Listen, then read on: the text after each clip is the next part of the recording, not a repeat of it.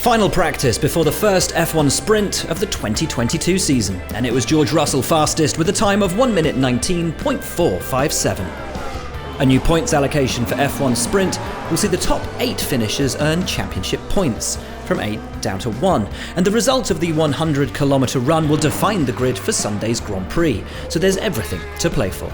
Lewis Hamilton had a lock-up at turn 14 and took to the grass. The Briton has set the fastest lap on both occasions since F1 returned to Imola in 2020, and Mercedes have started from pole each time. However, their poor showing in the rain-affected Friday qualifying session leaves the Silver Arrows with much to do in Saturday's sprint. The 7-time champion's incredible charge through the field at Interlagos last year seems a distant memory after such a disappointing start to their season. Sergio Perez had the Red Bull bragging rights, P2 for the Mexican as the flag fell. Teammate Max Verstappen gave his undercarriage a bit of a scrape at Aqua Minerale. The defending champion's fastest lap in Q3 on Friday marked Red Bull's 75th pole position in Formula 1, but his best time in FP2 was only good enough for P7. Charles Leclerc had to use all his skill to keep his SF75 out of danger at turns 14 and 15, the current championship leader bouncing over the raised ridges. Ferrari teammate Carlos Sainz took to the grass at the same place. The Monegasque was the best of the Scuderia drivers with P3, the Spaniard P6. Fernando Alonso rolled back the years for P5, the 2-time champion victorious here in 2005. The Autodromo Enzo Edino Ferrari is just 12 kilometers away from the AlphaTauri team's headquarters in Faenza, so Yuki Tsunoda and Pierre Gasly's disappointing Friday qualifying session was particularly galling.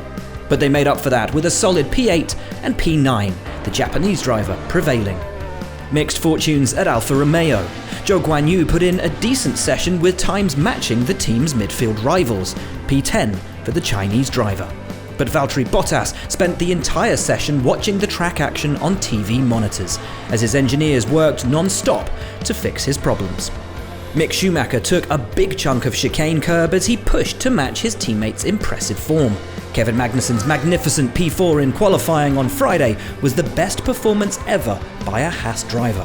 Second row on the grid in the sprint could see the Dane score more points for the American team, continuing his dream return to motorsport's top echelon. P12 for Magnussen, P13 for Schumacher.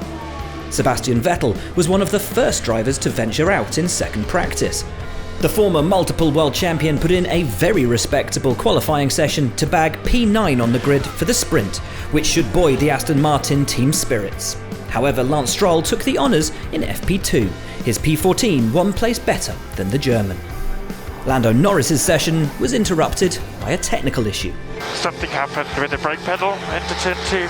Yep, we see that. It's still long now. It happened again into the second to last corner. Cool. Lando, we're going to box this lap. The Briton managed to get back out in the dying seconds. No such luck though for Daniel Ricciardo, whose MCL 36 spent the entire session up on blocks. The McLaren engineers desperately trying to fix a power unit issue to allow the Honey Badger some practice time, which never came. So Russell from Perez, Leclerc, Hamilton and Alonso. Then came Sainz, Verstappen, Tsunoda, Gasly and Zhou. A very decent P11 for Alex Albon in the Williams, followed by the Haas and Aston Martin pairings. Esteban Ocon was a slightly disappointing P16 ahead of Nicholas Latifi, the 2 McLarens, and the Finn unable to fly in P20.